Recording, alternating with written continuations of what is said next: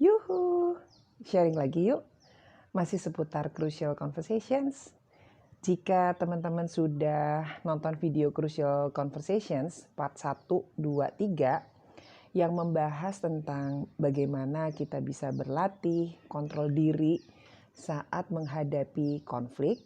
Nah, di part yang nomor 4 ini juga nggak kalah penting. Bagian dari kontrol emosi juga, yaitu memisahkan antara fakta dan asumsi. Di video sebelumnya, saya sudah sharing tentang bagaimana kita menemukan inti masalah, menumbuhkan niat baik sebagai cara kita untuk meredakan emosi kita saat kita mau menyelesaikan konflik. Ada satu hal yang nggak kalah penting untuk menghandle emosi kita, yaitu bagaimana kita memisahkan antara fakta dan asumsi yang ada di benak kita. Apa sih maksudnya? Coba sekarang saya tanya lagi deh, apa sih bedanya fakta dan asumsi? Emang nggak boleh ya kita punya asumsi? Yuk, kita sharing bareng ya.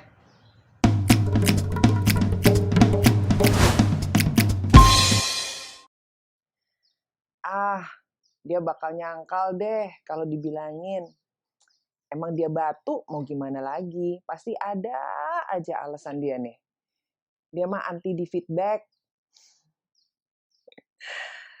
Kalimat-kalimat seperti itu biasa ya ada di dalam benak kita ya saat kita mau menyelesaikan konflik.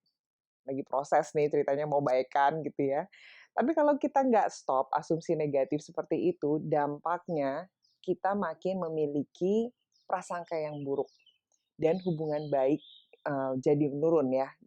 Ya relationship kita jadi low trust gitu ya. Nah pertanyaannya, terus kita nggak boleh gitu punya asumsi? Boleh, itu hak kita. Cuma sekarang mari kita pikirkan, ya, yang bisa kita lakukan adalah bagaimana kita memisahkan mana kejadian sebenarnya atau yang sering kita sebut dengan fakta dan mana yang cuma sebatas penilaian, kesimpulan kita saja yang sering kita sebut dengan istilah asumsi. Nah, kalau dalam konflik pasti asumsinya itu jadinya asumsi negatif. Contohnya ya, saya punya teman, kalau kita janjian pagi hari jam 8, dia selalu tuh telat tuh, kurang lebih 30 menit. Terus dalam pikiran saya, ini orang nggak menghargai gue ya. Ini orang nggak bisa dipegang ya janjinya ya. Ini orang kayaknya males bangun pagi. Nah, jadi teman-teman, coba kita pisahkan antara fakta dan asumsi. Gimana? Fakta yang saya lihat adalah kalau saya janjian sama dia jam 8 pagi, dia telat kurang lebih 30 menit. Udah faktanya cuma itu aja. Asumsi saya yang saya create sendiri sebetulnya, dia nggak ngehargain saya. Dia nggak bisa pegang janji. Dia males bangun pagi. Kebayang nggak? Bisa dilihat nggak di sini? Faktanya cuma satu, tapi asumsinya bisa lebih dari satu. Dan asumsinya itu negatif pula.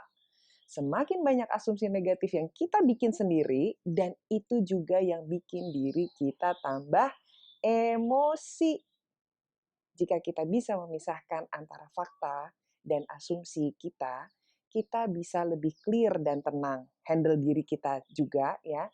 Dan kalau udah lebih tenang, asumsi negatif yang tadi yang kita punya, kita sadari tadi, kita bisa ubah loh jadi asumsi positif. Contohnya misalnya ya, jangan-jangan di rumahnya kalau pagi ada yang harus dia lakukan dulu nih, sehingga nggak bisa datang tepat waktu. Dan dia nggak enak ngomong sama aku gitu ya, bahwa dia nggak bisa datang jam 8. Bisa aja kan kayak gitu.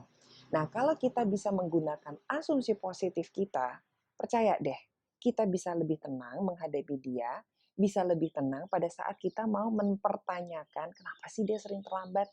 Nah itu contohnya teman-teman. So, teman-teman, yuk kita latihan memisahkan antara fakta dan asumsi negatif dan ubah menjadi asumsi negatif yang tadi ubah menjadi hal yang positif saat konflik melanda pembicaraan kita. Selamat berlatih ya. Bye.